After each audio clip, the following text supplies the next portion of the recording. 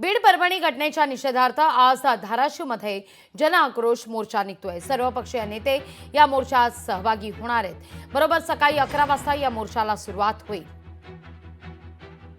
या सगळ्याचा आढावा घेतलेला आहे आपले प्रतिनिधी ओंकार कुलकर्णी यांनी।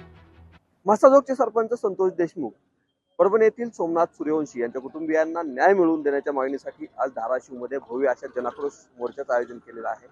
मोर्चाचे आयोजन करण्यासाठी ज्यांनी धडपड केलेली आहे ते आपल्या सोबत आहेत। मला सांगा, कसा मोर्चा असणार आहे, काय तयारी केलेली आहे? या ठिकाणी हा संपूर्ण धाराशिवकरांच्या वतीने धाराशिव जन संघ आक्रोश मोर्चाचं आयोजन आम्ही या ठिकाणी केलेलं आहे।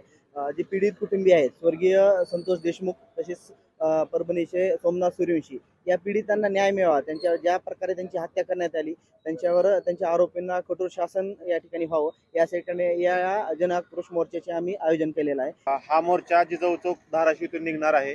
तसेच संत गाडगेबाबा चौक, डॉक्टर बाबासाहेब आंबेडकर चौक, छत्रपती शिवाजी महाराज चौक इथून निघून जिल्हाधिकारी कार्यालयावर धडकणार आहे आणि इथं मोठे सांगता होईल व इथं सर्वांचे भाषण देखील होतील।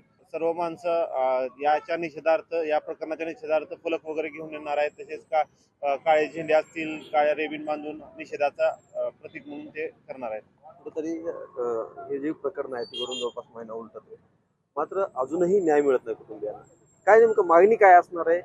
एवढा आता रस्त्यावर उतरण्याची वेळ तुमच्या होते? असं अचानक संतोष देशमुखवर असा विघातक हल्ला करून त्यांना ठार केले गेलेला आहे आणि जे ठार करणारे आहेत ते मोकाट फिरत आहेत। तर यांना कुठेतरी चाप बसावा आणि पटदिशी त्यांना अटक होऊन त्यांच्यावर शासन व्हावं, हेच या मोर्चा मागचं मूळ उद्देश आहे। नक्की जर पाहिलं, जर जे काही आरोपी आहेत, जे काही मारेकरी आहेत, त्यांना लवकरात लवकर अटक होऊन शासन व्हावं अशी मागणी जी आहे ते आता हे करताना पाहायला मिळतं आणि याच अनुषंगाने मोठी तयारी देखील करण्यात आली सांगितलं आहे। ओंकार कुलकर्णी, लोकशाही मराठी, धाराशिव।